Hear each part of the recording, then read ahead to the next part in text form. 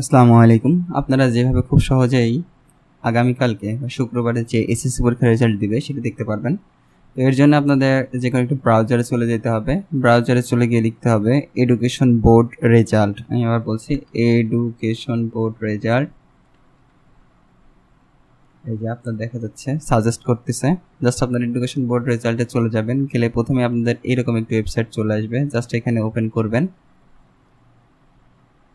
এখানে ওপেন করার পর আপনার মাঝে এরকম একটি ইন্টারফেস আসবে। জাস্ট আপনারা এখান থেকে এসএসসি দাখিল / ইকুইভ্যালেন্ট এটি সিলেক্ট করবেন। তারপরে ইয়ারটা সিলেক্ট করবেন, যেহেতু 2023-এর রেজাল্ট 2023 সিলেক্ট করবেন। 22-এর রেজাল্ট 22 সিলেক্ট করবেন। বোর্ড সিলেক্ট করবেন, আপনাদের রোল নাম্বারটি দিবেন, রেজিস্ট্রেশন নাম্বারটি দিবেন এবং এখানে 5+9 কত হয় এটি আপনাকে লিখতে হবে। তখন সবাই জানি 5×9 = 14 দিয়ে সাবমিট দিলেই আপনাদের রেজাল্টটি চলে আসবে।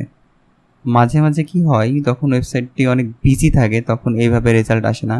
তো এই ক্ষেত্রে একটি সহজ সিস্টেম হলো, আপনারা যে বোর্ড থেকে পরীক্ষা দিয়েছেন সে বোর্ডের ওয়েবসাইটে চলে যাবেন। যেমন আমি যশোর বোর্ড ধরি, জাস্ট যশোর বোর্ডে চলে যাবেন। যশোর বোর্ডে চলে যাওয়ার পর এখানে দেখেন এসএসসি রেজাল্ট 2024-এর একটা অপশন দিয়ে দিয়েছে, আপনারা দেখতে পাচ্ছেন হয়তো বা। এইগুলো না, আপনাদের যদি একটু ব্যাক করি তাহলে দেখাতে পারবো। এই যে এসএসসি রেজাল্ট 2024, ওকে। তাহলে আমি যদি এখানে ক্লিক করি, দেখুন এখানে দেখাচ্ছে result will be published on এতই জুলাই। কখন পাবলিশড হবে সেটা আপনাকে দেখাচ্ছে 10:30টায়।